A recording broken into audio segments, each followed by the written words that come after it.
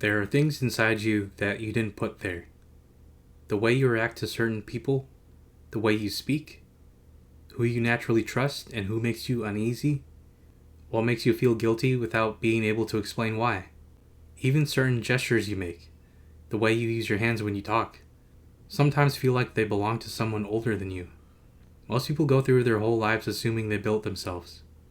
And then the older you get, the more you start noticing things. Not supernatural things, human things. Patterns that were already running before you ever showed up. Modern culture really sells you on this idea that identity is something you construct. Define yourself, reinvent yourself, choose who you want to be. And look, some of that is real. That freedom exists. But underneath all of it, there's structure you didn't choose. You didn't invent language. You didn't invent the moral instincts you use to judge situations. You didn't invent the emotional frameworks you use to read the people around you. You inherited all of that before you were old enough to question any of it. The frameworks came first. The opinions came later. One of the bigger mistakes modern people make is treating tradition like it's just nostalgia. Like it's old behavior that people are too stubborn to let go of. But that's not what tradition actually was. Tradition was compression. Survival knowledge packed down across generations and passed forward through repetition. Not because every tradition was correct, but because throwing everything out at once was dangerous. Tradition was how civilization tried to remember itself. Every civilization creates rituals. And one of the interesting things about rituals is that they often survive even after people stop fully knowing why they started. That's not an accident. Rituals aren't just communicating information. They're stabilizing behavior. They take abstract values and turn them into repeated actions. And repeated actions become culture. That's why rituals cluster around birth, death, marriage, food, grief, celebration. Human beings ritualize transitions because transitions are unstable. A ritual creates a bridge between who you were and who you're becoming. It gives you continuity when everything else is shifting. But not everything makes it. Some traditions die almost instantly, and you can actually watch this happen in real time now. Every generation creates its own slang, its own humor, its own symbols and ways of moving through the world. And then the next generation shows up and rejects half of it on arrival. Things that felt normal to millennials online became cringe to Gen Z. Things Gen Z normalized already look strange to people a few years younger. Even memes behave like miniature civilizations. They emerge, spread fast, create shared identity, and then collapse into irony. And this isn't new. The internet just sped it up. Culture has always worked like selective memory. Not everything gets carried forward. Some behaviors survive because they keep solving emotional problems people actually have. Others disappear because they were too specific to a particular moment.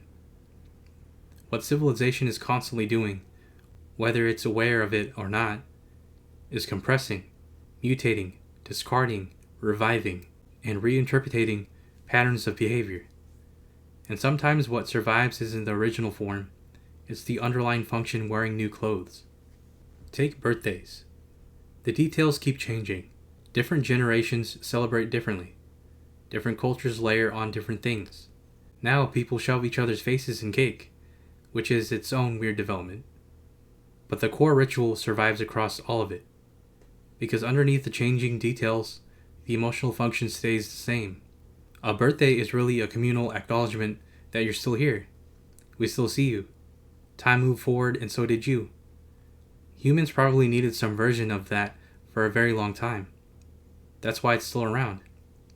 The traditions that last are the ones flexible enough to evolve without losing the human need underneath them. The internet can store information, but information alone doesn't teach you how to live. You could archive every book, every law, every philosophical idea, every scientific paper, and still lose a civilization. Because civilizations aren't only made of information. They're made of behavior, habits, expectations, the way people treat each other without consciously thinking about it. That kind of knowledge isn't downloaded, it's absorbed. Most people carry fragments of people they barely remember.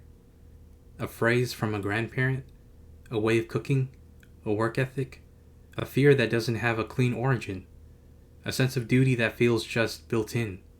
And you don't always notice it until something catches you off guard. You hear yourself say something exactly the way your parent used to say it, or you watch yourself react to stress in a way that clearly didn't start with you, and suddenly it clicks. You're not an isolated individual who built themselves from scratch. You're a continuation. One of the defining things about modern life is how much continuity has quietly broken down. People move constantly. Communities dissolve. Families scatter. Traditions become optional. Identity becomes fluid. And that creates real freedom, but it also creates instability.